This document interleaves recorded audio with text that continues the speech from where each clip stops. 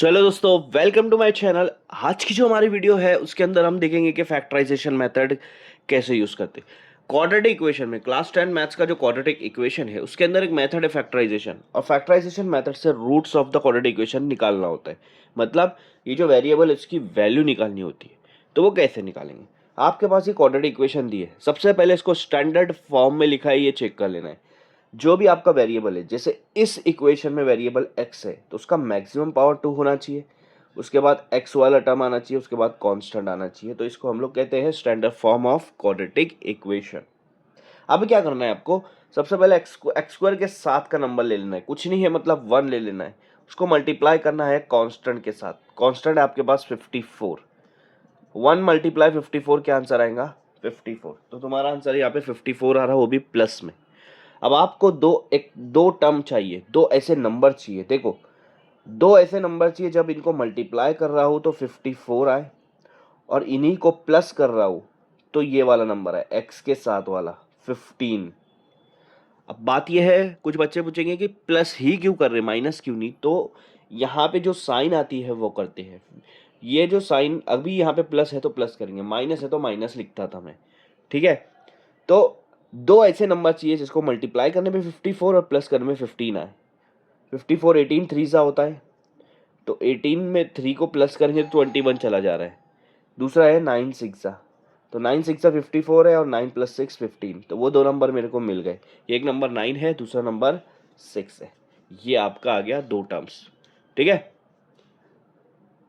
तो वो दो नंबर आ गए। अब आपको क्या करना है, पहला वाला जो एक्स स्क्वायर वाला वैसा का वैसा, उसके बाद ये नंबर लिखना है। ये नंबर मिडल टर्म नहीं लिखना है, मिडल टर्म में एक्स है तो ये लगाएंगे हम। हाँ सॉरी, सबसे पहले यहाँ पे हम लोगों को साइन देख लेना है।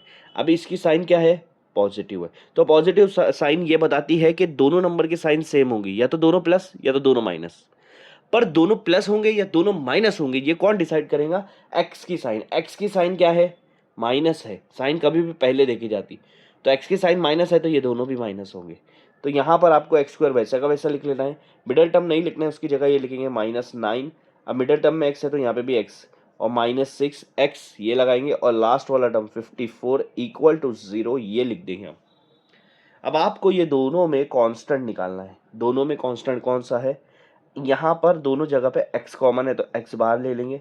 ब्रैकेट में इसमें से एक्स स्क्वायर में से एक x बाहर आ गया तो एक x बचेगा, माइनस यहाँ से भी x बाहर आ गया तो 9 बचेगा।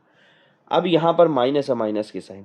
अब ये दोनों में x तो कॉमन है नहीं, तो नंबर कौन से कॉमन आ रहे हैं? मतलब ये नंबर और ये नंबर दोनों एक ही टेबल में आ रहे हैं क्या? वो देखो, तो 6 और 54 दोनों एक ही टेबल में आते हैं, इसलिए छोटे वाला आपको बाहर ले लेना है। जो टेबल में आते हैं वो बाहर ले लेना है। अब देखो 6 बाहर ले लिया तो x बचेगा, लेकिन ब्रैकेट के बाहर जब भी माइनस होता है तो अंदर की साइन चेंज हो जाती है, प्लस आपका माइनस हो जाएगा। अब बताओ 6 के टेबल में 54 कितने पे आएगा? 9 पे आएगा। ये आपके टर्म्स बन गए। अब ये वाला ब्रैकेट जो है इसको एक बार लिखो यहाँ पे, और दूसरे ब्रैकेट में आपको ये वाला टर्म लिखना है x-6, और इक्वेट कर लेना है 0 से। अब मैं क्या करूँगा, दोनों को सेपरेट इक्वेट करूँगा, x-9 को भी 0 से और x-6 को भी 0 से। जब -9 पॉजिटिव तरफ जाएंगे तो +9 हो जाएंगे, और -6 पॉजिटिव तरफ जाएंगे तो +6 हो जाएंगे।